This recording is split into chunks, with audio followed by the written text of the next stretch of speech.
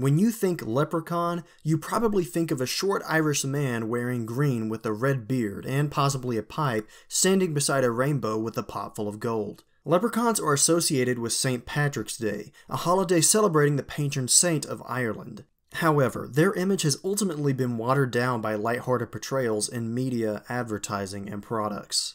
In old folk tales, leprechauns had a darker origin. They were still short Irish cobblers with pots of gold at the end of a rainbow, but they weren't seen as pleasant creatures to encounter. In several respects, they were seen as evil and demonic, a far cry from the smiling men we see on greeting cards today. However, though the dark origins of the mythological creature have all but vanished from the public mind today, there is one obscure movie series that has attempted to market off the leprechaun's darker nature. I'm, of course, talking about the movie series that started with the 1993 supernatural slasher film, Leprechaun. Leprechaun was created by Mark Jones, and that's a name that probably doesn't sound familiar to you, and that's because he's really only ever directed really shitty horror movies. Mark Jones was inspired by the Lucky Charms mascot in the film Critters to make a movie about an evil leprechaun. The film was pitched to Trimark Studios, where they gave it a budget of under $1 million and greenlit it for theatrical release. Soon after, Warwick Davis joined as the titular character. Warwick Davis is probably best known for playing as short-statured characters usually covered in excessive makeup or costuming in popular franchises. Along with Davis, a very young Jennifer Aniston joined on as the leading lady of the film. After its release, the film grossed over $8 million in the US, and the VHS sold over 100,000 copies when it was released. Leprechaun was an unlikely success that spawned one theatrically released sequel, 4 straight-to-video sequels, and a prequel, with another sequel made by Sci-Fi on the way. And it's funny that Sci-Fi is making the next Leprechaun movie because that is where me and my siblings first watched Leprechaun for the first time as kids. Every St. Patrick's Day, Sci-Fi would run a marathon of the Leprechaun movies, and me and my siblings would watch at least the first one every year. Because of this, I have a nostalgic attachment to these movies like no other movie, because it was basically the first ever so bad it's good movie that I ever saw. Yes, Leprechaun is a terrible movie, obviously, but it's so fucking funny, and that's something that I could see even at 12 years old. The movie's setup is pretty convoluted, to say the least, but it does pay homage to the classic Irish folktales that inspired the creature, so at least there's that. In the beginning of the movie, we see Dan O'Grady return home after capturing a leprechaun and setting him free in exchange for the leprechaun's gold. But what he doesn't know is that the leprechaun followed him home to get back his gold. The leprechaun proceeds to kill Dan's wife. Dan then locks the leprechaun in a crate with the power of a 4-leaf clover, which is apparently the creature's only weakness. But he suffers a stroke before he can burn the crate down. Cut to 10 years later when Tori and her father decide to move into Dan's old house. They hire painters to spiffy up the house, and in doing their job, they end up unleashing the leprechaun locked away in the basement, leading the leprechaun on a bloody trail to reclaim his lost gold. And that is the very long and convoluted setup to this first Leprechaun movie. It's incredibly dumb, with its characters and story made of mostly cliches that are so forced it would have been easier for them to write something that didn't fit a cliche. For example, who in their right mind would move into Dan O'Grady's old house? Even before they moved in, it didn't look great, but at this point the house basically looks like it's falling apart. And the movie's excuse for them moving in is, I got a great buy on it. yeah, no shit you did. You basically paid for a termite-infested shack in the middle of bumfuck nowhere. Nice going, dumbass. It's no surprise when the guy's daughter wants to leave immediately. As you can probably glean at this point, the characters are all incredibly shallow and stupid. The father is oblivious to a fault. The daughter is a spoiled suburban girl with no brains, and then we have the 3 guys who paint, which boil down to the dumb masculine one, the dumb kid, and a character that is an offensive mockery of mentally disabled people. On top of the characters being terribly written, they have god-awful dialogue. The house, you hate the house. It's dirty, it's dusty. You really think I'm afraid of a little dust and some bugs?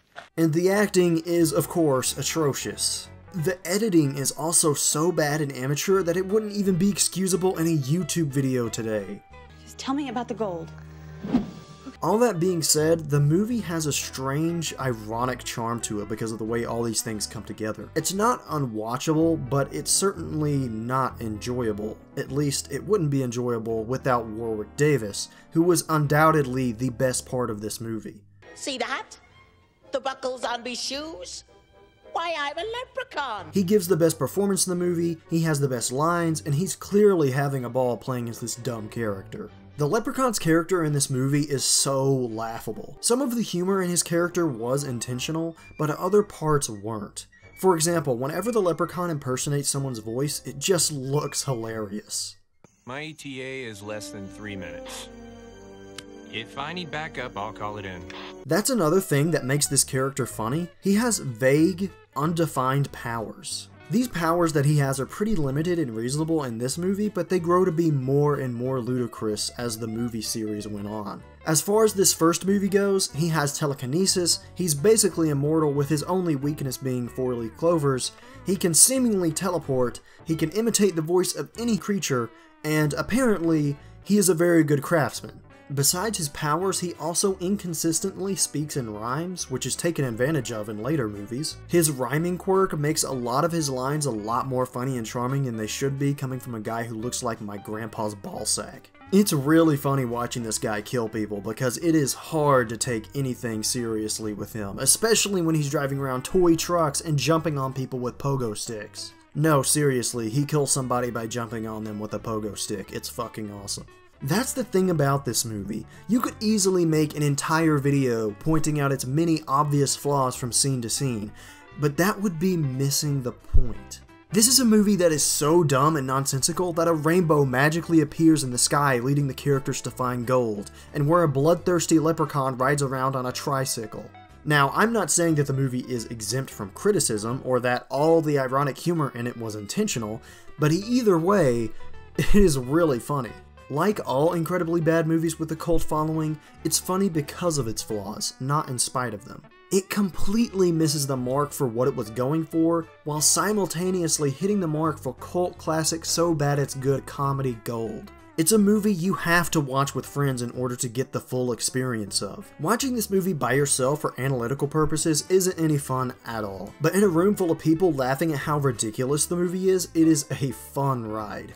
And afterwards, you can read up on the weird production of this movie, like how originally Lucky Charms was going to be a product placement in the movie, but they backed out after learning it was a rated R horror movie. When Lucky Charms did this, it forced the filmmakers to reshoot a scene featuring the cereal, and they had to replace the cereal box with an off-brand. This made the filmmakers so mad that they added this line into the movie.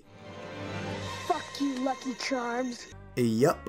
That line is a direct result of a feud between the filmmakers and Lucky Charms because they had to go back and refilm a scene just because Lucky Charms pussied out. So the filmmakers quite literally said, fuck you. This is the kind of amazing, one-of-a-kind horror movie that you have on your shelf to show friends at a Halloween party. Only it's not one of a kind because there are 7 of them. And believe it or not, this is the best one. It is a poorly executed, dumb-ass concept that somehow manages to still work as an ironic comedy when paired with Warwick Davis, who clearly took the movie less seriously than everyone else. The studio must have picked up on what people liked about the movie, because the sequels put the Leprechaun in increasingly dumb settings with every installment. In the 3rd movie, he goes to Las Vegas, in the 4th movie, he's in space, and in 5 and 6, he becomes a gangster rapper in the ghetto. Unfortunately, as funny as they all sound, none of them work nearly as well as the first movie. I may cover more of them in the future, but seeing as Halloween is approaching, I wanted to use the opportunity to talk about my favorite entry in the Leprechaun series. It has a strange, special little place in my heart as the first guilty pleasure movie that I enjoyed just because it was that bad. And more broadly, it stands as a rather poorly executed reminder of the Leprechaun's darker origins as a folktale. Perhaps it's even a testament as to why those folktales are no longer seen as scary. I'm Randall the Vandal, and thanks for watching.